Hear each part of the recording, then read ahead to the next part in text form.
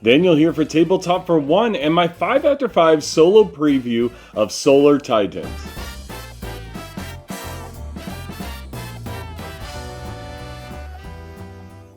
Now, Solar Titans is a game designed by Philip Gee and is published by SunnySideUp Games.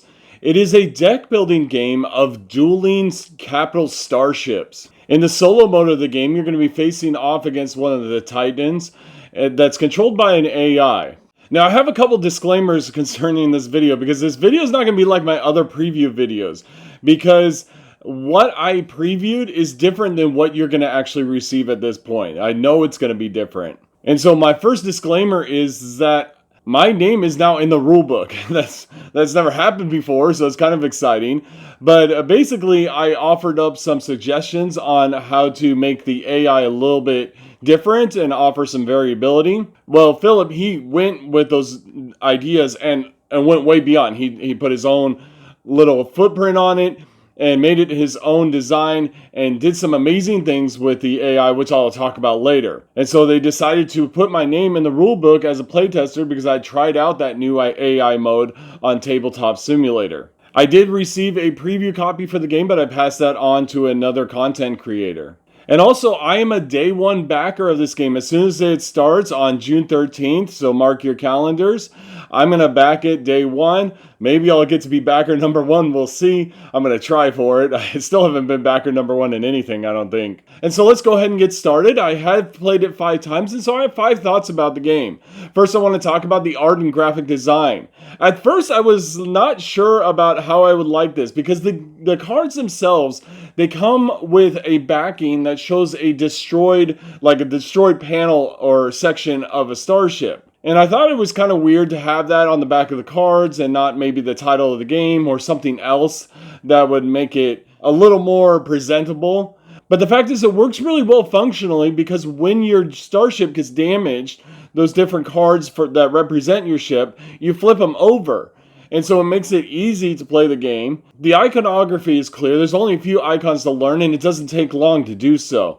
So I really appreciate the effort put into the graphic design and the art of this game. And I happen to love the cover of the game and several other pictures I've seen that are also in the rulebook. And so then let's talk about the rulebook.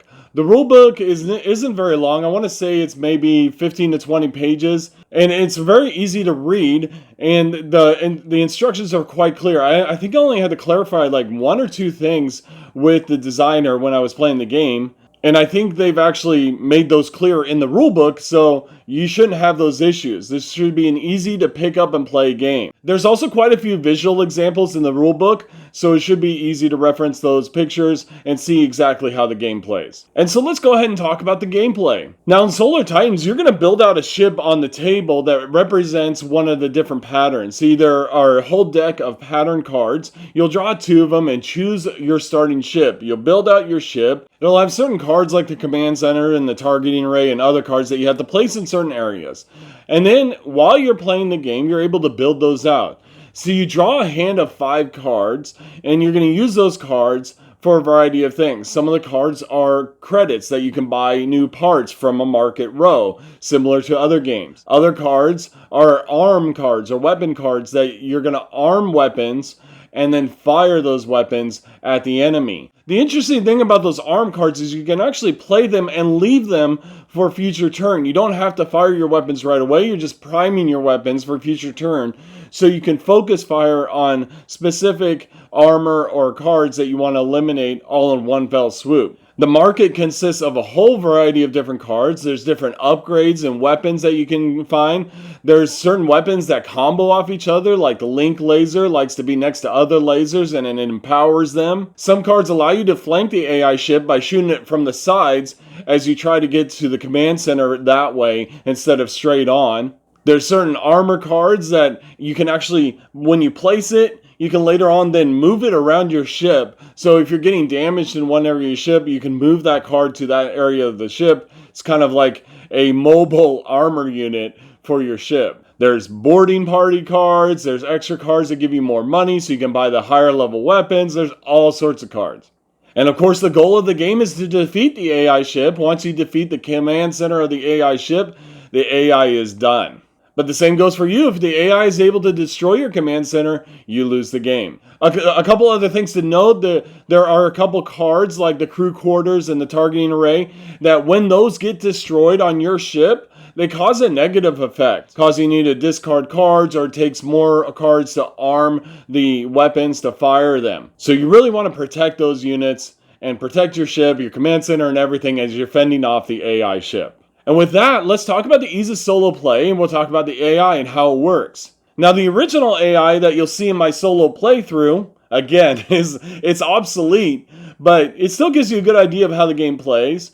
Basically, what happens is the AI draws a card, and then you're going to play your turn, and then the AI plays off of the card that it draws. If it's an armor card, then it adds that armor card to replace one of the other cards on its ship or repair damage. If it's a weapons card, then all its weapons fire, and then it uses that card to replace another one of its weapons or a damaged weapon. It's very straightforward, easy to run. Now, the difference between my solo playthrough and what you're going to get in your game box is AI passive abilities. You now have the ability to push your luck and try and fight off a higher level AI. So you're going to draw a certain amount of passive ability cards that the AI is going to get that's going to modify what the AI is like. And so some of the cards are going to cause certain reactions or provide different benefits or bonuses to the AI. Some of the cards will cause the market to be discarded or other things as well. There's a huge amount of replayability in this because the combination of some of those cards can be really tough, and you can add a bunch of those AI cards. I wouldn't recommend more than 2, to be honest, but you can add a bunch of those AI cards to challenge yourself. The more cards you add, the higher your score can be. And what's really interesting about this is it makes the gameplay so different every time you play because the AI's behavior is different.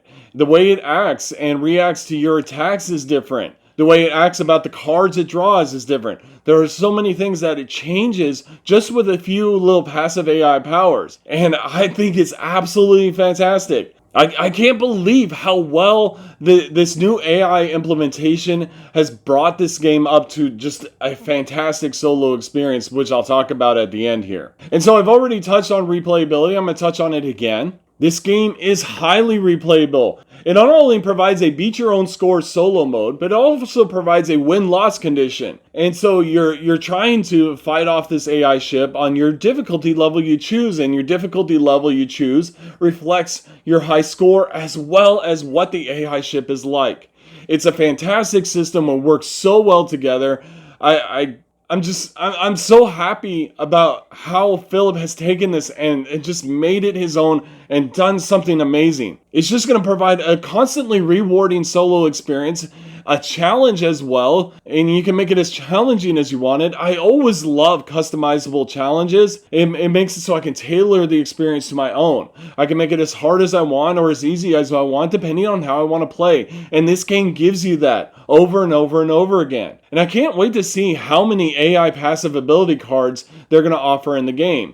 I think there's at least 6, and maybe he's going to add more. I don't know. I kind of hope he does, but honestly, it doesn't matter to me. I'm happy with what it is. And so there you have it. That is my 5 after 5 solo preview of Solar Titans. Now, I have to tell you, I am so happy with what he's done with this game. I was able to play a co-op session with him against the AI mode, and we had a blast. We had a good time talking. We played the game. It was a struggle, too. I'm pretty sure we lost. Philip can correct me in the comments, but if I remember correctly, we lost, but we were so close. I mean, we lost at the very end. We got so close. It was so difficult. It's so challenging, but so rewarding. It didn't matter. The experience was so great. And I had a blast. And I don't even like Tabletop Simulator.